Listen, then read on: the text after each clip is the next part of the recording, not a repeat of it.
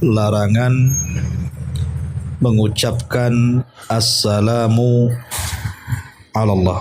Bab ke-51 ini atau 52 ini masih ada hubung kait dengan bab sebelumnya tentang pentingnya mengagungkan nama dan sifat bagi Allah Subhanahu wa taala. Baik, kita akan baca matannya baru kita jelaskan. Diriwayatkan dalam Sahih Bukhari dan juga Muslim bahwa Ibnu Mas'ud radhiyallahu an berkata, "Kunna ma'an Nabi sallallahu alaihi wasallam fi sholati, qulna assalamu 'ala Allah min ibadihi, assalamu 'ala fulanin wa fulanin." Faqala an-nabiy sallallahu alaihi wasallam, "La taqulu assalamu 'ala Allah, fa innallaha huwas salam." Tatkala kami mengerjakan salat bersama Rasul, kami selalu mengucapkan assalamu 'ala Allahi min ibadi. Semoga keselamatan dari hamba-hambanya tercurahkan kepada Allah. Semoga keselamatan tercurahkan dari hamba-hambanya kepada Allah. Assalamu 'ala fulan wa fulan, dan semoga keselamatan tercurahkan kepada si fulan dan si fulan. Faqala an-nabiy sallallahu alaihi wasallam, maka Rasul bersabda, "La taqulu assalamu 'ala Allah." Jangan kalian mengucapkan assalamu 'ala Allah, keselamatan untuk Allah. Fa innallaha huwas salam. Karena sesungguhnya Allah adalah as-salam, maha pemberi keselamatan. Taib, ma'asyiral muslimat yang dimuliakan Allah Subhanahu wa taala. Hadis ini terdapat dalam kitab Sahih Bukhari dan juga Sahih Muslim dari sahabat Abdullah ibn Mas'ud radhiyallahu anhu. Dalam bab ke-52 ini, mu'allif rahimahullahu ta'ala ingin menegaskan kepada kita tentang tidak boleh, bahkan ulama mengatakan haram, mengucapkan salam kepada Allah Subhanahu wa ta'ala. Kenapa demikian? Karena kalimat assalam itu memiliki dua pengertian. Pengertian yang pertama, maksudnya ketika kita mengucapkan salam artinya kita menghormati. Dengan bahasa lain kita mengucapkan tahiyat, pengagungan atau penghormatan. Tetapi ada makna lain daripada kalimat assalam ketika kita mengucapkan assalamualaikum. Maksudnya salam di sini artinya keselamatan, lawan daripada ketidakselamatan. Lah, karena ada dua makna. Pertama, makna salam itu artinya memberikan penghormatan. Yang kedua, makna salam itu artinya mendoakan keselamatan. Maka tidak boleh seseorang itu mengucapkan salam kepada Allah, karena seolah-olah Allah itu tidak selamat dan harus didoakan keselamatan.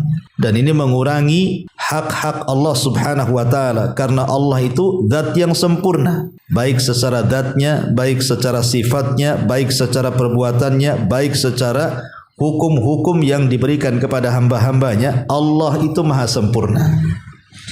Sementara selamat itu lawan daripada ketidaksempurnaan. Lah, di zaman Nabi SAW, ketika para sahabat salat bersama Nabi, kebiasaan para sahabat mereka mengucapkan assalamu 'ala Allah min ibadihi. Semoga keselamatan dari hamba-hambanya tercurah kepada Allah. Tentu yang dimaksud para sahabat, kalimat ini adalah hendak mengagungkan Allah Subhanahu wa ta'ala. Dan kita harus berhusnudon kepada sahabat. Tidak mungkin sahabat meyakini ada kekurangan bagi Allah sehingga dia mengucapkan assalamu 'ala Allah. Tetapi kesalahan para sahabat adalah ungkapan dari segi bahasa, bahwa kalimat salam itu memiliki dua makna. Tadi saya sebutkan tadi, satu makna pengagungan, yang satu makna lawan daripada kekurangan. Lah, dikhawatirkan lafaz ini ada orang yang salah paham, seolah-olah menuduh Allah Subhanahu wa ta'ala itu ada kekurangan sehingga harus diucapkan kalimat assalam kepada Allah Azza wa Jalla. Makanya Nabi SAW melarang dan mengatakan la taqulu assalamu 'ala Allah. Jangan kalian katakan assalamu 'ala Allah, keselamatan atas Allah. Alasannya fa innallaha huwassalam, karena Allah lah pemberi keselamatan. Bukan kita yang memberikan keselamatan kepada Allah, tapi Allah memberikan keselamatan kepada kita. Kita ini fakir, nahnu fuqara ilallah. Kita ini membutuhkan Allah. Allah tidak berhajat dengan kita. Allah tidak berhajat dengan doa selamat kita kepada Allah, karena Dia pemberi selamat. Masa kemudian kita mendoakan keselamatan kepada Allah seolah-olah Allah tidak selamat gitu ya. Maka dari sini tidak boleh seseorang mengucapkan assalamu 'ala Allah. Makanya diriwayatkan dari Khadijah bintu Khuwailid ketika detik-detik wafatnya. Jadi Nabi SAW ketika itu sedang berada di atas bukit. Kemudian Jibril datang memberitahu akan kedatangan Khadijah yang membawa makanan dan minuman.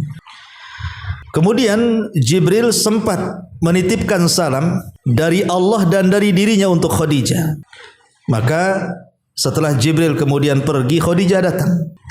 Kemudian kedatangan Khadijah ini, kata Jibril alaihi salatu wassalam, ya Rasulullah, hadihi Khadijah atat maha ina'un fihi idamun aw ta'amun wa syarab.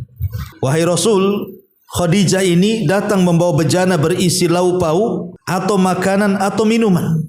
Kata Jibril, fa idza hiya atatka, kalau seandainya dia datang kepadamu, faqra alaiha salam, sampaikan salam kepada Khadijah min rabbiha wa minni, dari Rabbnya dan dari aku. Wa basyirha bi baitin fil jannati min qasabin la khasaba fi wa la nasab, dan kabar gembirakan kepada Khadijah dengan rumah di sorga yang terbuat dari mutiara, yang isinya tidak ada suara hikuk-pikuk dan kelelahan atau keletihan. Lah ketika Khadijah datang kepada Nabi SAW, apa jawaban Khadijah? Khadijah hanya mengatakan, Allahumma antas salam, Allahumma antas salam. Jadi Allah Subhanahu wa taala dialah pemilik keselamatan. Wa minhus salam, dan dari Allah lah juga keselamatan. Wa alaika wa ala Jibril assalam, dan untuk engkau wahai Rasul dan untuk Jibril keselamatan. Lihat jawaban Khadijah.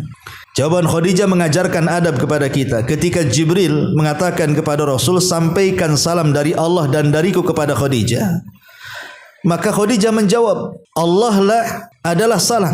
Salah satu nama Allah itu salam, dan dari Allah lah keselamatan. Dan untukmu wahai Rasul dan untuk Jibril, semoga diberikan keselamatan. Ya, karena memang di antara nama Allah itu As-Salam, keselamatan. Allah yang memberikan selamat kepada kita, bukan kita mendoakan Allah selamat. Dan ini salah satu adab yang bagus dari Khadijah kepada kita, mengajarkan bahwa kita tidak boleh mengucapkan Assalamu 'ala Allah, keselamatan atas Allah, karena Allah lah yang memberikan keselamatan kepada kita.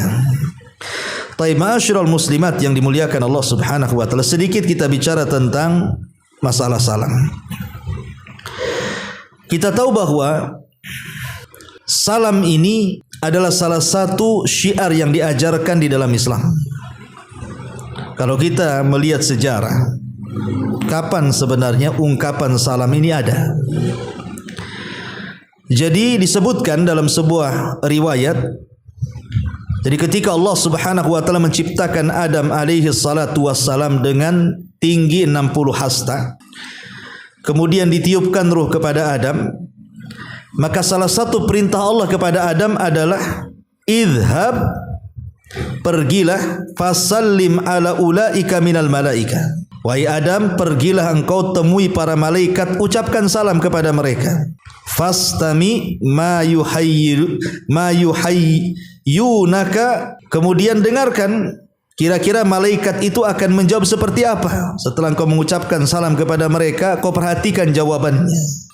Maka kemudian Adam pun mendatangi para malaikat, kemudian mengucapkan salam, Assalamualaikum. keselamatan kepada kalian wahai para malaikat. Maka para malaikat menjawab, Assalamu alayka wa rahmatullah. Semoga Allah memberikan keselamatan kepadamu wahai Adam, dan semoga Allah Subhanahu wa taala memberikan rahmat kepadamu. Dari sini kita tahu bahwa salam itu adalah, kalau dilihat daripada sejarah, sudah ada sejak zaman Nabi Adam diciptakan. Bahkan itulah ucapan yang pertama kali orang mengucapkan salam adalah Adam alaihi salatu wassalam. Dialah Nabi yang pertama kali mengucapkan salam kepada para malaikat. Assalamualaikum, maka malaikat menjawab waalaikumsalam warahmatullah. Itu dari sisi sejarah, bahwa orang yang pertama kali mengucapkan salam adalah Adam. Lah kemudian Allah Subhanahu wa taala mengatakan salam itu adalah tahiyyatuka wa tahiyyatu ummatika. Salam itu akan menjadi penghormatan dirimu dan penghormatan kepada umatmu. Maka dari situlah kemudian salam menjadi syiar sejak zaman dulu sampai kepada zaman kita. Diutusnya Nabi SAW, salam itu bagian daripada syiar Islam. Ma'asyiral muslimat yang dimuliakan Allah Subhanahu wa taala. Kenapa demikian? Salam itu bagian daripada tahiyat, penghormatan yang Allah berikan kepada Rasul kita dan juga umatnya. Sampai-sampai Nabi SAW memerintahkan kita untuk menyebarkan salam. Begini Bu ya, ada 3 kaidah yang penting ketika kita memahami kalimat salam itu. Yang pertama, Allah Subhanahu wa taala dan Rasulnya telah mensyariatkan kepada kita sebuah penghormatan yang membedakan kita dengan agama-agama di luar daripada Islam. Jadi Allah dan Rasulnya sudah mensyariatkan kepada kita satu penghormatan yang berbeda kita dengan umat-umat sebelum kita, dengan agama di luar daripada umat Islam. Sehingga ucapan salam itu tidak bisa diganti. Ketika kita diajarkan untuk mengucapkan Assalamualaikum warahmatullahi wabarakatuh, maka ini sifatnya tauqifiyah, terima jadi, tidak boleh diganti dengan bahasa-bahasa yang lainnya. Karena sekarang ini sudah mulai ada pergeseran. Ucapan salam itu diganti dengan sabahul khair, masaul khair, selamat pagi, selamat siang, selamat petang. Ini bukan bahasa-bahasa Islam. Ya, bahasa kita ini Assalamualaikum.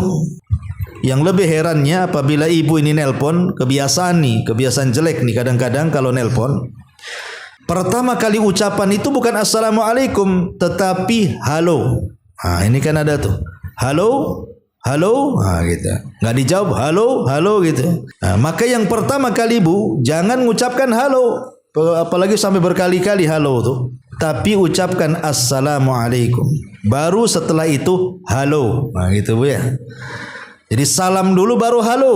Nah, itu yang pertama, kan ini syiar masalahnya ya. Sebelum mengucapkan halo tuh Assalamualaikum dulu, baru halo gitu ya, kalau enggak dengar atau enggak nyambung. Ini yang pertama. Nah, kenapa demikian? Karena begini Bu ya, ada hadis yang mengatakan ketika Nabi SAW sedang duduk, datang seorang laki-laki kepada Nabi SAW kemudian mengucapkan salam. Kemudian Nabi SAW menjawabnya, kemudian duduk. Maka Nabi SAW mengatakan asyarun, maka orang itu akan mendapatkan 10 kebaikan. Jadi kalau orang itu mengucapkan Assalamualaikum titik sampai di sini, maka kata Nabi SAW orang itu dapat 10 kebaikan. Kemudian datang lagi orang lain mengucapkan Assalamualaikum warahmatullahi ditambah dengan warahmatullah, maka kata Nabi SAW ishrun, dia dapat 20 kebaikan. Kemudian datang lagi orang yang ketiga mengucapkan Assalamualaikum warahmatullahi wabarakatuh. Kata Nabi SAW thalathun, maka dia mendapatkan 30 kebaikan. Coba bayangkan Bu, kalau ibu nelpon, kemudian ibu mengucapkan Assalamualaikum warahmatullahi wabarakatuh, ibu sudah mendapatkan 30 kebaikan.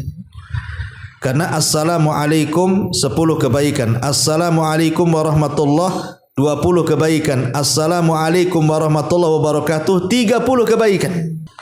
Jadi kalau ibu kemudian nelpon mengucapkan assalamualaikum warahmatullahi wabarakatuh dengan ibu telpon halo halo halo, kan beda bu. Kalau ibu telpon halo halo halo tidak dapat apa-apa lah. Tapi kalau ibu mengucapkan assalamualaikum, 10 kebaikan dapat. Assalamualaikum warahmatullahi dapat pula 20 kebaikan. Assalamualaikum warahmatullahi wabarakatuh dapat 30 kebaikan. Kan sayang hilang 30 kebaikan itu. Ya, assalamualaikum, kalaupun enggak nyambung kan ibu sudah dapat kebaikan tuh. Pamannya nelpon, assalamualaikum, enggak nyambung, mungkin orang itu lagi nelpon ke tempat lain kan biasanya kan enggak nyambung tuh. Walaupun tidak nyambung dan tidak dijawab, ibu sudah mendapatkan 30 kebaikan kalau mengucapkan secara lengkap. Kan lumayan bukan? Ya. Ini yang harus dipahami. Jadi kaidah yang kedua adalah salam itu tahiyatul Islam, penghormatan dalam Islam, dan setiap mengucapkan dapat banyak kebaikan. Kemudian yang ketiga, sunnah hukumnya menyebarkan salam. Menyebarkan salam, mengiklankan salam, karena ini bagian daripada syiar. Bahkan seorang laki-laki pernah bertanya kepada Nabi SAW tentang Islam yang baik itu seperti apa. Rasul, Islam yang baik itu seperti apa? Maka Nabi SAW mengatakan tut'imut ta'ama wa taqra'us salama ala man arafta wa man lam ta'rif. Kata Rasul, Islam terbaik itu engkau memberikan makan kepada orang yang membutuhkan dari fuqara wal masakin, dan engkau melemparkan salam baik kepada orang yang kau kenal atau yang tidak kau kenal. Selama zahirnya muslim, kita ucapkan salam. Lah inilah kenapa kemudian salam itu menjadi syiar dan kita dituntut untuk menyebarkannya. Ya, apalagi kalau kita lihat keutamaan salam ini luar biasa. Pertama, salam ini ketika kita mengucapkan salam itu di antara sebab terbesar seseorang dimasukkan ke dalam surga. Kata Nabi SAW, ya ayyuhan nas abshus salam wa at'imut ta'am wa sallul arham wa sallu bil laili wan nas niyam tadkhulul jannata bis salam. Wahai manusia, sebarkan salam. Lihat yang pertama kali, sebarkan salam, kasih makan, hubungkan silaturahim, salat malam ketika manusia sedang tertidur. Kata Rasul, kalian akan masuk surga dengan selamat. Dari sini kita tahu bahwa penyebab terbesar orang masuk surga itu juga salah satunya menyebar salam. Ini yang pertama. Yang kedua, mengucapkan salam dan menyebar salam ini dalam rangka melaksanakan sunnah. Berdasarkan hadis Abi Ammarah Bara ibn Azib radhiyallahu an, dia mengatakan amarana Rasulullah sallallahu alaihi wasallam bisab'in. Rasul memerintahkan kami dengan 7 perkara. Salah satunya Nabi SAW mengatakan ifsa'us salam. Di antara 7 perkara itu sebarkan salam. Jadi menyebarkan salam itu kita ini sedang menyelaksanakan sunnah Nabi SAW. Kemudian yang ketiga, salam sendiri adalah hak seorang muslim kepada muslim yang lainnya. Karena Nabi SAW mengatakan hakul muslim alal muslim sittun, hakul muslim ala muslim khamsun, raddus salam wa iyadatul marid wa tiba'ul janazah wa ijabatud da'wah wa tasmitul atis. Kata Rasul, jawab salam, kunjungi orang sakit, antar jenazah, kemudian datang kepada undangan dan mendoakan orang bersin. Lihat yang pertama kata Rasul, raddus salam, menjawab salam. Jadi menjawab salam itu hak kita kepada seorang muslim. Bahkan di antara penyebab adanya rasa sayang dan cinta sesama muslim itu salah satunya dengan salam. Kata Nabi SAW, la tadkhulul jannah hatta tu'minu wa la tu'minu hatta tahabu awala adullukum ala syai'in idza fa'altumuhu tahabbtum bainakum afsus salama bainakum rawahu Muslimun. Kalian tidak akan masuk surga sampai kalian beriman. Dan kalian belum dinyatakan beriman sampai kalian saling mencintai. Maukah aku habarkan kepada kalian perkara yang kalau kalian sebar kalian akan saling mencintai? Kata Nabi SAW, sebarlah salam di antara kalian. Dari sini menunjukkan bahwa salam itu salah satu penyebab munculnya kecintaan sesama kaum muslimin, dan itu kita bisa terapkan. Kalau ada orang yang dongkol sama ibu, tidak suka dengan ibu, benci dengan ibu, coba kita dekati dengan salam. Ya, kalau ada orang yang tidak suka itu ucapkan salam kepada dia. Lama-lama kalau kita sering mengucapkan salam kepada orang yang benci kita, lama-lama dia hilang tuh bencinya tuh. Coba aja praktikkan. Ada tetangga tidak suka dengan ibu, pokoknya setiap ketemu assalamualaikum, assalamualaikum, assalamualaikum. Lama-lama cinta dia. Percaya, karena ini sabda Nabi SAW. Ya. Ma'asyiral muslimat yang dimuliakan Allah Azza wa Jalla, bahkan lebih daripada itu bahwa salam itu diantara penyebab ampunan dari Allah Subhanahu wa taala. Kata Nabi SAW, innal mu'min idza laqiyal mu'min fasallama alaihi wa akhadha biyadihi fasafahahu tanatharat khatayahuma kama yatanathara waraq asyjari. Apabila seorang mukmin berjumpa dengan mukmin yang lainnya, kemudian mengucapkan salam, kemudian memegang tangannya, kemudian merangkulnya, maka kesalahan-kesalahannya akan gugur seperti daun yang gugur dari pohon. Lihat. Jadi salam ini juga penyebab rontoknya kesalahan kita, dosa-dosa kita. Maka jangan bakhil dengan salam. Ya. Apalagi sebenarnya salam itu sendiri terkandung padanya doa 3 loh. Pertama doa keselamatan, yang kedua doa rahmat, yang ketiga doa berkah. Bayangkan kalau kita datang ke orang, tolong doakan saya, belum tentu dia mau doakan kita. Tapi kalau kita mengucapkan salam assalamualaikum, pasti dia jawab waalaikumsalam warahmatullahi wabarakatuh. Dengan sendirinya dia mendoakan kita itu dengan jawaban salam tuh. Dan kita di dunia itu kita memerlukan 3 perkara ini. Pertama, selamat hidup kita, selamat tidak sakit, selamat tidak hancur usahanya, selamat tidak nakal anak-anaknya, selamat berkah, pokoknya selamat dari segalanya. Itu kan kita yang dikehendaki.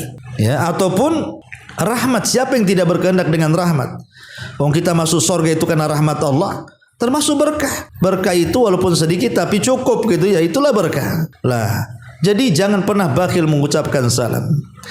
Nah, karena kita ini makhluk yang lemah, perlu keselamatan dan perlu doa keselamatan dari orang lain. Maka biasakan ucapkan salam supaya kita mendapatkan doa balik dari orang yang kita sebarkan salam. Maka dia kalau kita katakan assalamualaikum, semoga Allah menjaga kamu, memberikan keselamatan kepadamu, nanti dia akan menjawab dengan jawaban yang sama kan, mendoakan keselamatan bagi kita.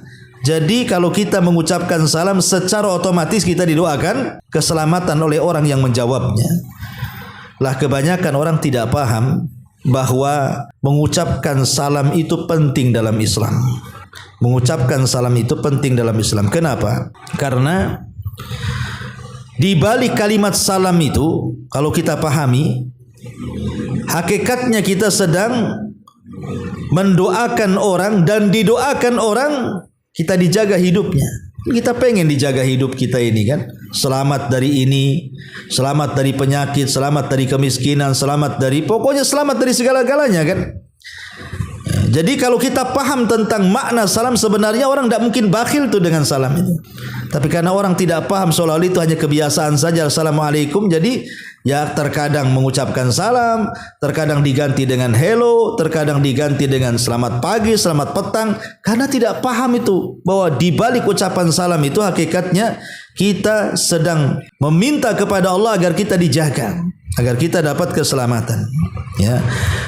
Tetapi yang harus dipahami bahwa ada beberapa hukum bicara tentang salam ini. Di antaranya yang mengucapkan salam sunnah dan yang menjawab wajib. Ya, ibu kalau ada orang yang mengucap salam, sebenci apapun ibu kepada orang yang mengucapkan salam, ibu harus jawab kalau tidak berdosa. Karena yang mengucapkan salam pertama sunnah dan yang menjawab itu hukumnya wajib. Yang kedua, salam itu tidak boleh dalam hati. Orang nggak dengar, ya tadi saya sudah salam, kok nggak dijawab, kapan dengar pun tidak, ya. Jadi salam itu dikeraskan, salam itu dikeraskan.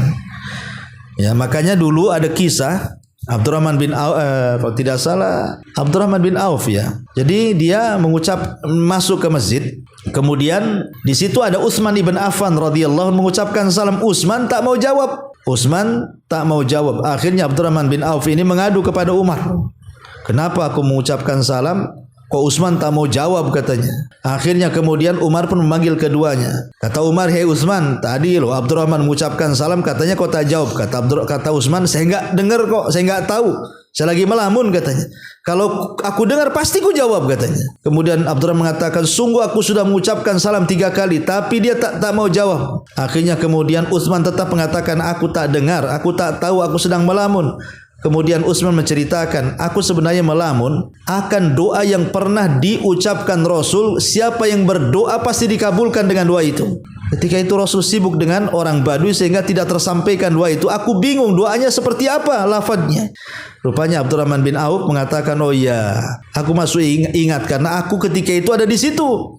Kemudian Abdurrahman bin Auf mengatakan, Rasul pernah mengatakan yang dimaksud doa yang dibaca dalam setiap doa dan dengan sebab itu doa kita akan mustajab adalah da'watu dhinun. Maksudnya doanya Nabi Yunus dalam perut ikan. Subhanallah ilaha illa anta subhanaka inni kuntu minadh dhalimin. Siapapun yang berdoa dengan doanya Nabi Yunus pasti akan dikabulkan doa-doanya. Syahidnya di sini Abdurrahman mengucapkan salam, Utsman tak jawab. Makanya dia jengkel gitu ya. Dan Utsman pun membela diri, bukan tak mau jawab karena tak dengar masalahnya.